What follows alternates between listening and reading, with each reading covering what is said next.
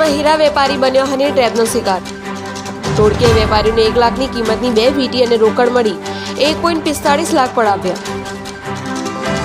હીરા વેપારીનો પીછો કરી યુવતી હીરા વેપારીના સંપર્કમાં આવી હતી। મહિલાએ હીરા વેપારીને વરાછાના ભગુનગર ખાતે એક મકાનમાં બોલાવ્યો। વેપારીને રેપના કેસમાં ફસાવી દેવાની ધમકી આપી રૂપિયા પડાવ્યા। સમગ્ર મામલે વરાછા પોલીસ મથકમાં ફરિયાદ નોંધાઈ। પોલીસે એક મહિલા સહિત 3 આરોપીને ઝડપી પાડ્યા।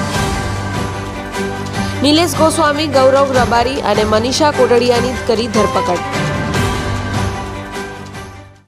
સુરત શહેરના વરાછા પોલીસ સ્ટેશનમાં એક મહિલા અને 2 વ્યક્તિઓએ હની ટ્રેપ કર્યા અંગેની ફરિયાદ કરતા વરાછા પોલીસે ગુનો નોંધી તપાસ હાથ ધરી અને સદર ગુનાના કામે સમગ્ર હકીકત જોતા એક મહિલા કે જે હાલના ફરિયાદીને પોતે એક્ટિવા લઈ અને પોતાની 4 વ્હીલર લઈ જતા હોય છે, તે વખતે તેમની પાછળ પીછો કરી અને મિત્રતા કેળવી અને એકાંતમાં મળવા માટે બોલાવી અને એ દરમિયાન એના પતિ આવી ગયા તેવું કહી અને વરાછા પોલીસ સ્ટેશનના વિસ્તારમાં એક સોસાયટીમાં તેની જોડેથી 2 વીંટી જેની કિંમત 1 લાખ રૂપિયા તેમજ 45,000 રૂપિયા રોકડા, એ રીતે 1,45,000 રૂપિયા તેમની જોડે પડાવી લીધેલા।